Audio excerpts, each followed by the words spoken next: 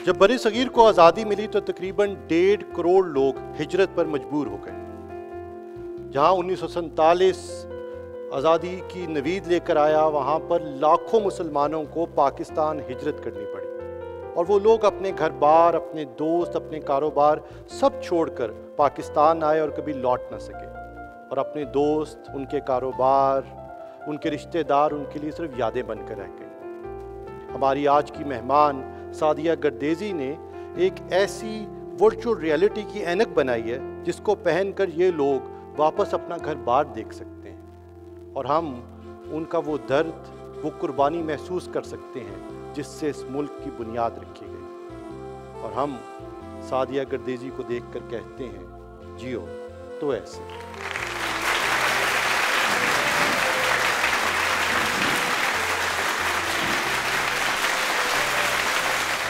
अस्सलाम वालेकुम।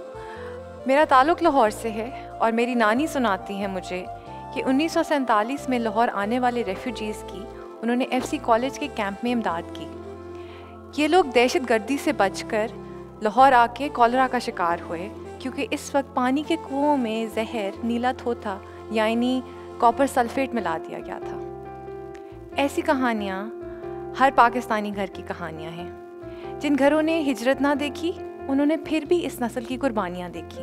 हम कब तक अपने बुज़ुर्गों की ज़ुबानी ये कहानियाँ सुन सकेंगे और अपने आने वाली नस्लों को ये कहानियाँ बता सकेंगे, जबकि पार्टीशन की याद भी धुंधली पड़ती जा रही है और बाहर के ममालिक में दुनिया की सबसे बड़ी हिजरत का नाम और निशान, इसकी तारीख़ और पाकिस्तान की बुनियाद की वजूहात भी मिटती चली जा रही हैं। इस सिलसिले में प्रोजेक्ट दास्तान ऑक्सफोर्ड यूनिवर्सिटी के साउथ एशिया प्रोग्राम से मुंसलिक एक ऐसा प्रोजेक्ट है जो वर्चुअल रियलिटी के इस्तेमाल से 1947 में हिजरत करने वाली नस्लों को उनके घर, उनकी यादों से, उनके बचपन की यादों से और उन माशरों से एक आखिरी मर्तबा जोड़ता है। इस नस्ल की उम्र और सियासी रुकावटों की वजह से बहुत से इंडिया और पाकिस्तान के महाजरीन कभी अपने बचपन का घर, अपना गाँव फिर से ना देख सके। हम इन लोगों को इंटरव्यू करते हैं। इंटरव्यू के दौरान उनसे उनकी यादों के बारे में पूछते हैं, उनके बचपन के, उनके स्कूल के बारे में पूछते हैं और उनके शहरों और गाँवों के बारे में पूछते हैं। हमारी इंडिया और पाकिस्तान में टीम इसके बाद इन जगहों को ढूंढती है और उनको 360 डिग्रीज़ में फ़िल्म करती है। ये फ़िल्म फिर VR ग्लासेस के ज़रिए इन बुज़ुर्गों को दिखाई जाती है जिसमें ये अपने आप को अपने बचपन के गाँव में खड़ा पाते हैं। इन लोगों के जज्बात और इन फिल्मों को फिर हम स्कूलों और म्यूज़ियम्स में नुमाइश करते हैं। मैं आपको बताना चाहती हूँ 1-2 कहानियाँ पार्टीशन की और मिलवाना चाहूँगी बदरुद्दीन और इकबालुद्दीन से, जो पंजाब से ताल्लुक़ रखते हैं और जिन्होंने इंडिया से पाकिस्तान का सफ़र किया। ये आज पाकिस्तानी कहलाते हैं और बहुत खुश हैं कि ये पाकिस्तानी हैं, लेकिन इनको अपने घर की याद अभी भी है जिसको ये तकरीबन 70 साल में वापस ना जा सके। इकबालुद्दीन के एक दोस्त थे जो सिख थे और पार्टीशन के कुछ साल बाद तक उनका राब्ता रहा। उन्होंने उनको एक मस्जिद की तस्वीर भेजी, उनके गांव रूपनगर की जामिया मस्जिद थी। पिछले साल हमारी इंडिया की टीम ने वो गांव भी ढूंढ लिया और वो मस्जिद भी ढूंढ ली जिसकी इकबालुद्दीन को बहुत सालों से ख्वाहिश थी फिर से देखने की। मैं आपको मिलवाना चाहूँगी खालिद बशीर राय से, जिन्होंने कस्बा बुरहाल जैसल इंडिया से लाहौर तक का सफ़र किया। इनका ख्याल था कि इनके गाँव में और इनके गांव का निशान ही मिट चुका होगा आज तक और यहाँ मुसलमान 1947 के हादसात के बाद फिर से आबाद ना हुए होंगे, लेकिन यहाँ मुसलमान फिर आबाद हुए और बाकी अक़लियतों के साथ इनका मुआहदा हुआ अमन का, ऐसा अमन जो इंडिया के अब बड़े शहरों में मिटता जा रहा है। तो ये कहानियाँ हमारे पार्टीशन की जो हम आपको बताना चाहते हैं। आज़ादी की 75वीं सालगिरह से पहले हम चाहते हैं कि हम 75 पार्टीशन से को विटनेस करने वाले लोगों को उनका घर और गांव फिर से एक दफ़ा दिखा दें।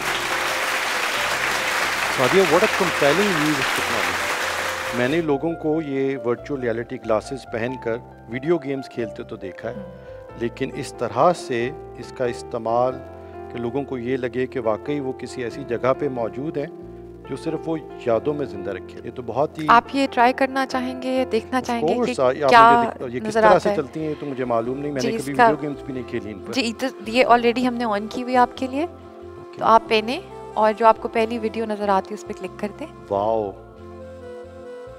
ये तो लगता है शायद मैं किसी गांव में हूँ और ये सामने शायद कोई मस्जिद है मेरा जी, ख्याल ये है। हमारे एक पार्टीशन विटनेस के गांव की लोकल मस्जिद है जो उन्होंने तकरीबन 70 साल बाद फिर से इन ग्लासेस के ज़रिए देखी। ये तो वाकई लगता है जैसे मैं मस्जिद में मौजूद हूँ।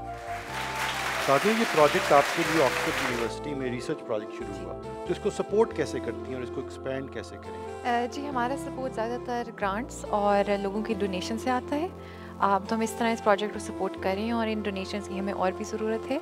और इसके अलावा हमें और पार्टीशन की कहानियों की ज़रूरत है और हमें ऑनलाइन सपोर्ट और ऑनलाइन इंटरेक्शन की ज़रूरत है। सो हमसे ज़रूर रब्ता कीजिए ऑनलाइन हमारे फेसबुक और आपसे किस तरह रब्ता कर सकते हैं सादिया वो लोग जी जो अपने रिश्तेदार, जैसे मेरी दादी थी, वो अमृतसर से लाहौर आई, जी तो अक्सर जिक्र किया करती थी कि वहाँ जाके हमारे पुराने घर को देख कर आओ। absolutely, उनको तो ये मौका नहीं मिल सका उनकी बिल्कुल, ज़िंदगी में, क्योंकि तब ये वर्चुअल रियलिटी अवेलेबल नहीं थी। जी लेकिन अब ऐसे बुज़ुर्ग या लोग जो अपने घरों से दूर हैं, जी। इंडिया में छोड़ कर आए अपने घर, अब आपसे किस तरह रब्ता कर सकते हैं? जी, हमें बस एक मैसेज की ज़रूरत है। हमें मैसेज करें इंस्टाग्राम, ट्विटर या फेसबुक पे या हमारे ईमेल पे।